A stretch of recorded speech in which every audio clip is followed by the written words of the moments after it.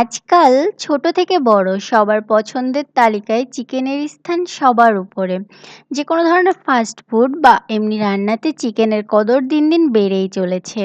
কিন্তু এই চিকেন রান্না করতে অনেক সময় বেশি সময় লাগে। বাট আজকে আমি দেখাবো কিভাবে সবচাইতে কম সময়ে চিকেন রান্না করা যায়, অর্থাৎ চিকেনের কিমা দিয়ে তৈরি করা যায়, ভাজি তৈরি করা যায়।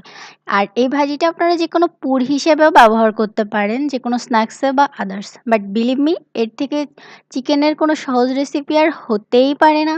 High everyone, welcome to kitchen of Seema. চলুন আজকে আমরা দেখে নিই কীভাবে খুব সহজে মজাদার কিমা ভাজি তৈরি করা যায়। চলুন শুরু করি।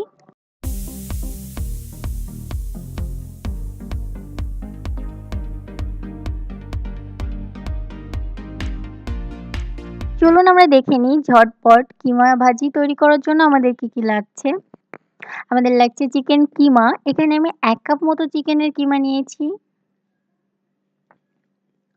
এছাড়া আমাদের লাগছে পেঁয়াজ কুচি। আমি একটা বড় পেঁয়াজকে এভাবে ছোট ছোট ডাইস করে বা কিউব করে কেটে রেখেছি। আদা রসুন বাটা 1 চা চামচ, সামান্য ধনেপাতা কুচি, হাফ চা চামচ মতো গোলমরিচের গুঁড়ো, হাফ চা চামচ গরম মশলার গুঁড়ো আর সয়া সস, লাল মরিচের গুঁড়ো, লবণ আর লাগবে সামান্য পরিমাণে তেল। বাট আপনি যদি ডায়েটে থাকেন তাহলে এখানে অলিভ অয়েল ব্যবহার করতে পারেন।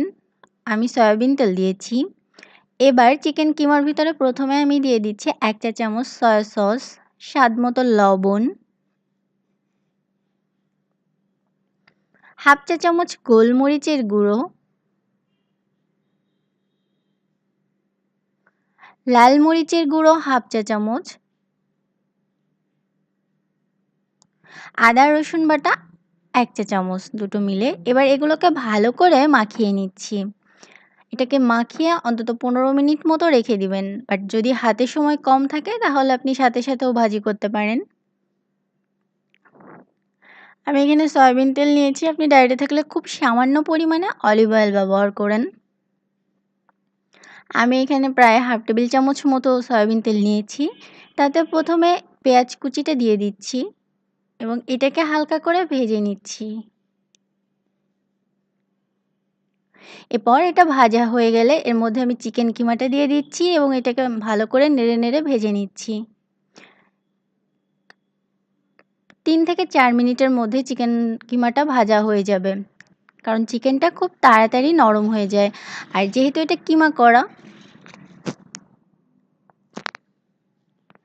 আমি চামচ দিয়ে এটা কিছুটা ঝুরি ঝুরি করে দিচ্ছি। এটা আপনারা যে কোনো কিছুর পুর হিসেবে ব্যবহার করতে পারেন, যেমন কিমা পুরি বা কিমা পরোটা, যে কোনো পুর ভরা খাবারে এটা পুর হিসেবে দিতে পারেন, অথবা রুটি বা পরোটার সাথে এমনিতেও খেতে পারেন।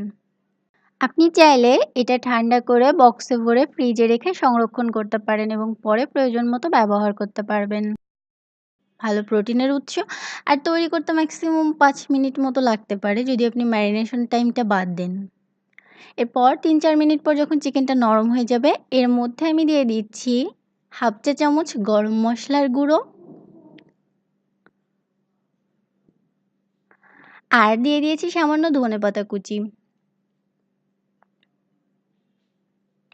ব্যাস, এটা তৈরি হয়ে গেল। খুব সহজেই নেড়েচেড়ে নামিয়ে নিন। এটা খেতে সিম্পলি খুবই টেস্টি লাগে আর রান্না করতেও মাত্র 5 মিনিটেরও কম সময় লাগে। একবার করে দেখুন, খেয়ে দেখুন, আশা করি আপনাদের অনেক ভালো লাগবে। আর হ্যাঁ, চ্যানেলটি সাবস্ক্রাইব করতে একদমই ভুলবেন না।